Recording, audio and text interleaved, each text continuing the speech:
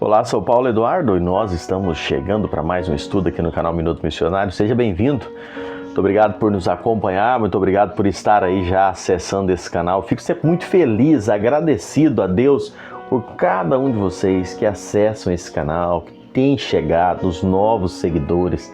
Sejam bem-vindos. Nós estudamos a Bíblia aqui todos os dias, de forma expositiva, com muito cuidado, olhando versículo por versículo, observando o contexto, tirando lições para as nossas vidas práticas.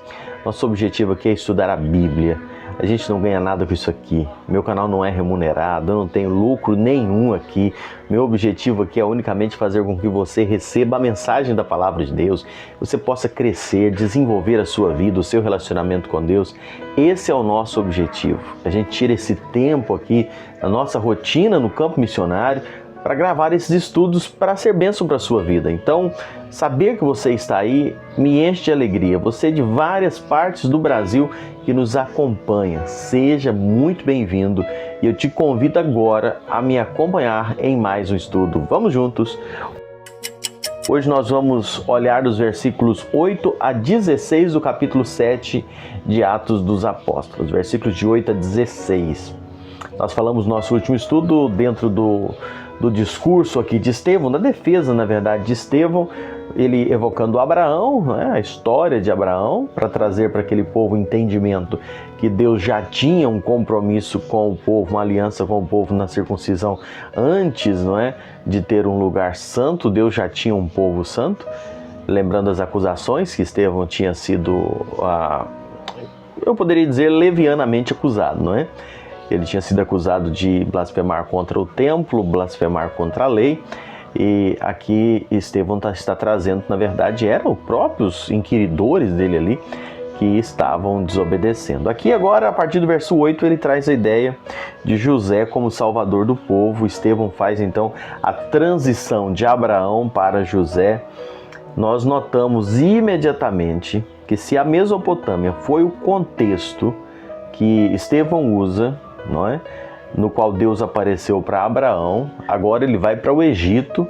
No Egito foi um cenário igualmente surpreendente que Deus lidou então com José. Apesar de José ser um estrangeiro e escravo no Egito, Deus estava com ele lá para livrá-lo de todas as suas aflições.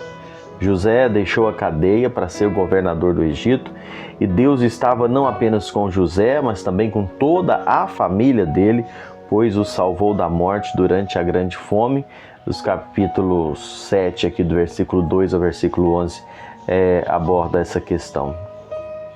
O cenário dessa libertação foi algo divino, não é? Deus livrando lá no Egito, visto que os judeus eles estavam presos ao templo para adoração. Falamos até aqui, eles haviam invertido, né? Tirado a adoração a Deus com a adoração ao templo. E aqui Estevão traz a ideia, Deus estava lá no Egito, não é? Deus não estava aqui em Canaã. Estevão colocou nesse momento, então, mais uma pedra, a gente poderia dizer assim, na argumentação dos judeus aqui, do Sinédrio, na verdade, não é? Estavam acusando Estevão. Mas mais uma falácia foi derrubada. Olha, Deus estava cuidando de José lá no Egito. Ou seja, Deus não está preso ao lugar. A chave da vida de José, e observando aqui, e é maravilhoso o testemunho de vida de José, a chave da vida de José pode ser encontrada nas palavras do versículo 20 de Gênesis 50. Gênesis 50 e versículo 20 diz: Vós, na verdade, intentastes o mal contra mim, porém Deus o tornou em bem, para fazer como vedes agora, que se conserve muita gente em vida. Irmãos, José foi um homem para quem o desastre se tornou um triunfo. José, odiado por seus irmãos, vendido aos estrangeiros como uma mercadoria barata qualquer, escravo traído por sua patroa, e preso injustamente, um homem esquecido por alguém que ele havia ajudado.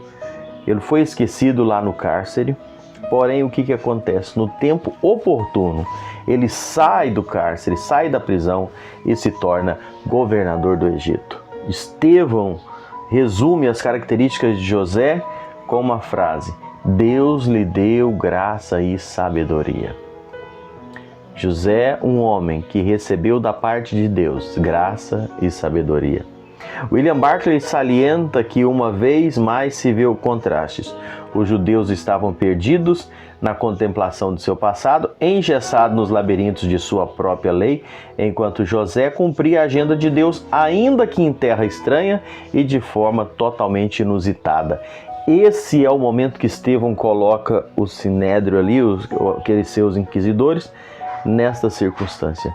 Eles presos nas tradições, engessados na lei, enquanto Deus estava operando, e Estevão faz eles enxergarem isso, operando coisas grandiosas em terra estranha, de uma forma inusitada, ou seja, os cuidados de Deus de uma forma totalmente diferente que aqueles religiosos estavam mantendo uma tradição mecânica, fria e cega, não é, na forma de viverem. Nosso Deus ainda continua transformando vales em mananciais. Nosso Deus ainda continua transformando desertos em palmares, noites escuras em manhãs cheias de luz. Vidas esmagadas pelo sofrimento em troféus da sua graça. Já dizia o poeta, os cisnes cantam mais docemente quando sofrem. Experiência através do sofrimento fez com que José pudesse contemplar a graça e a boa mão do Senhor sobre ele a cada instante. No meio dessa saga dolorosa, Josué foi o mais próximo tipo de Cristo que nós encontramos na Bíblia. Amado pelo Pai, invejado pelos irmãos, vendido por 20 moedas de prata, desceu ao Egito em tempos de prova, perseguido injustamente, abandonado pelo amigo e exaltado depois da aflição, e se torna o salvador do seu povo.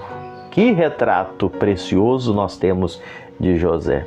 Algumas verdades gloriosas podem ser vistas na experiência de José. A primeira delas, a presença de Deus em nós. Louvado seja Deus por isso. Os patriarcas invejosos de José venderam-no para o Egito, mas Deus estava com ele. Esse é o versículo 9 aqui do capítulo 7. Deus não nos livra dos problemas, mas Deus está conosco nos problemas. Deus não livrou José de enfrentar os problemas, mas Deus estava com ele no meio dos problemas. Outra coisa que observamos em José, a intervenção de Deus por nós. O verso 10 do capítulo 7 de Atos diz: e livrou-o de todas as suas aflições, concedendo-lhe também graça e sabedoria perante Faraó, rei do Egito, que constituiu o governador daquela nação e de toda a casa real. Meus amados, Deus não nos livra de sermos humilhados, mas nos exalta no tempo oportuno. Muitas vezes Deus pode permitir que sejamos humilhados em algumas circunstâncias, mas a intervenção do Senhor vem e Ele exalta no tempo oportuno. E a gente ainda enxerga a graça de Deus através de nós. Isso aqui você vai ler do versículo 11 ao versículo 16.